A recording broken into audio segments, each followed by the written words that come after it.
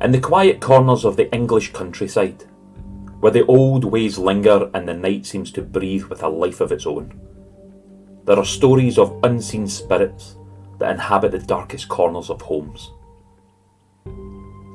These spirits are known as bogarts, mischievous and often malevolent creatures that delight in causing chaos and fear. Bogarts are deeply rooted in the folklore of northern England, particularly in Lancashire and Yorkshire. They are said to be spirits that attach themselves to a place, often an old house or a specific room, where they make their presence known through a series of unsettling pranks.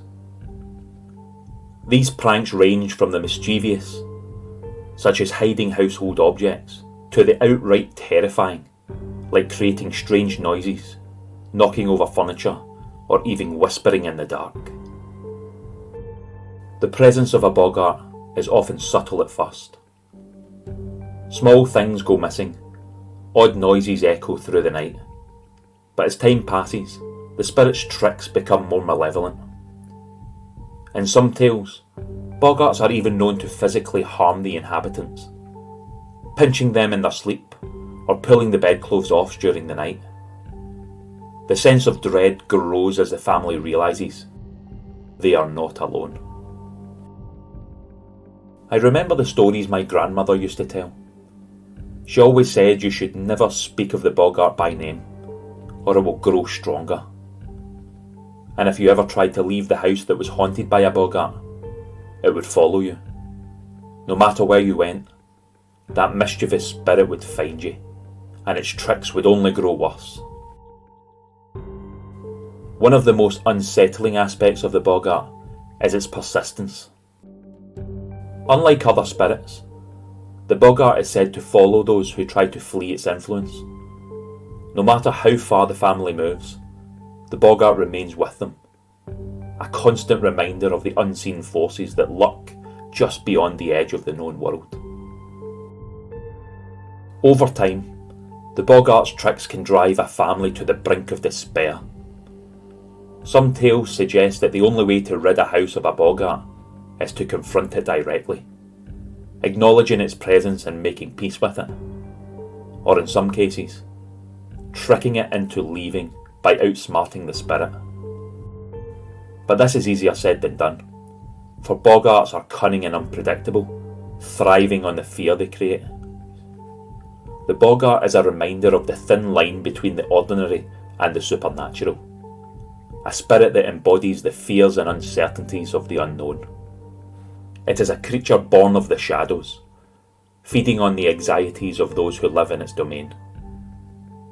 In the end, the bogart is not just a mischievous spirit, but a reflection of the darkness that can dwell even in the most familiar of places.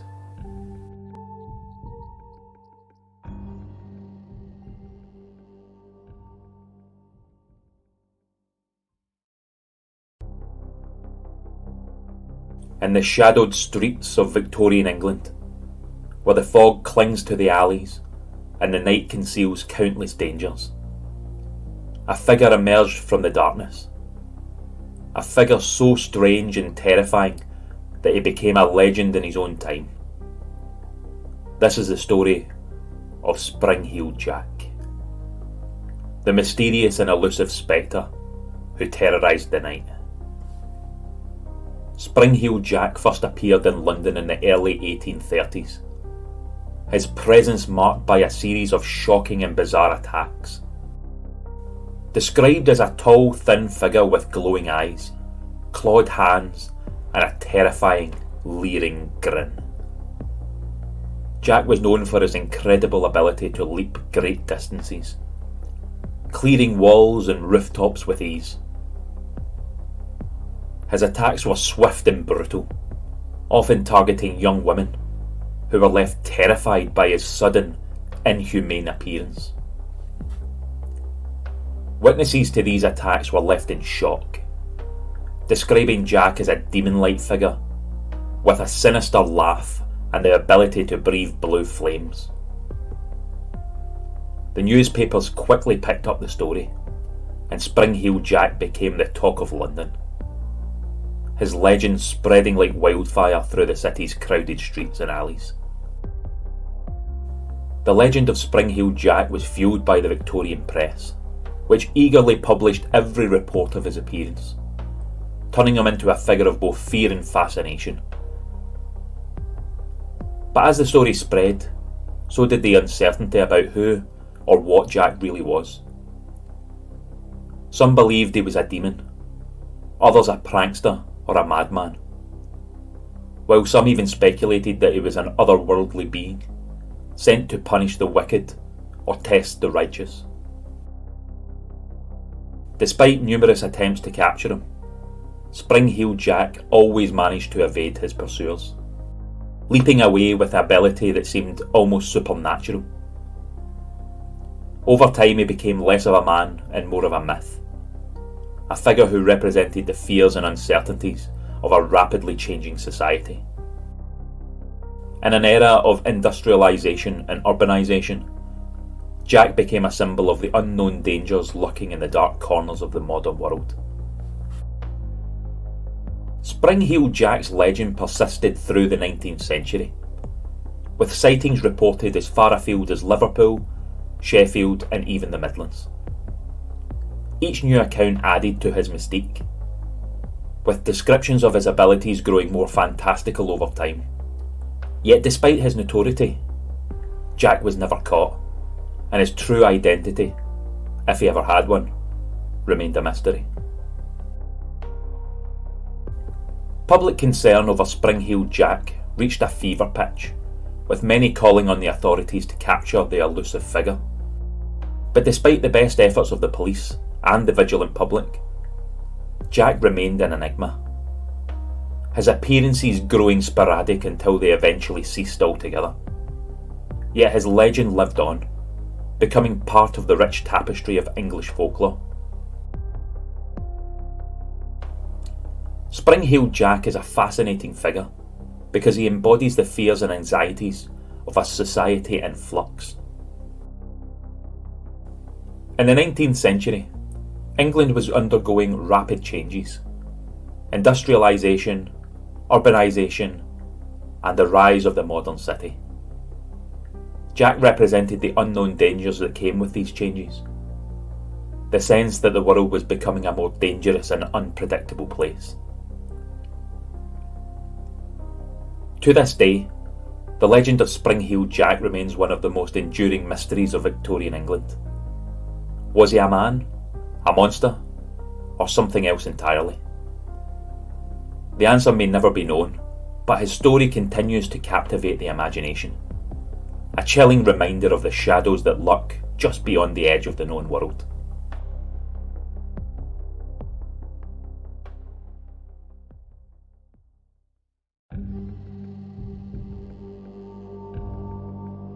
In the shadowed depths of Windsor Forest, where the ancient oaks have stood for centuries and the air is thick with history, there is a tale of a ghostly figure who haunts these woods. A figure known as Hern the Hunter. With his antlered helm and spectral form, Hern is said to appear in times of great peril, a harbinger of doom and a guardian of the forest. Hern's legend dates back to the time of King Richard II, when he was said to be the king's favourite huntsman. The story goes that Hern saved the king's life during a hunt by slaying a great stag, but in doing so, he was mortally wounded. To save him, a mysterious figure, often said to be a wizard or druid, attached the stag's antlers to Hern's head, reviving him, but binding him to the forest for eternity. Though Hern was saved, he was forever changed. Banished from the king's court, he retreated into the depths of Windsor Forest, where he became a spectral figure, cursed to wander the woods for all eternity. It is said that Hern appears on stormy nights, leading a ghostly hunt through the forest, his hounds baying and his antlers gleaming in the darkness. Hern the Hunter is often seen as a guardian of the forest, protecting it from those who would do it harm. Yet his appearance is also a sign of impending disaster, a warning that something is deeply amiss. Over the centuries, Hern's legend has grown, with sightings reported during times of national crisis or when Windsor Forest is under threat. Many have claimed to have seen Hern, particularly those who dared to trespass in his woods, or who sought to exploit the forest's resources. His appearances are often accompanied by strange occurrences: trees swaying without the wind, animals fleeing in terror, and the eerie sound of a hunting horn echoing through the night. For those who encounter him, Hern is a reminder of the ancient power that still resides in these woods, a force that demands respect and reverence. My father used to tell me that if you heard the horn in the woods at night, you'd best turn back. Hern only hunts those who threaten the forest, and his wrath is not something any man should face. They say he's the spirit of the woods himself, a guardian who will stop at nothing to protect his domain. Hern the Hunter's legend endures, a powerful reminder of the ancient bonds between the land and its protectors.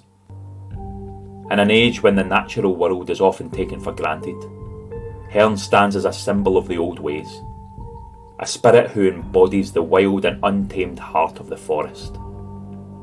He is both a guardian and a harbinger, a figure who reminds us that nature, though often silent, is never truly passive.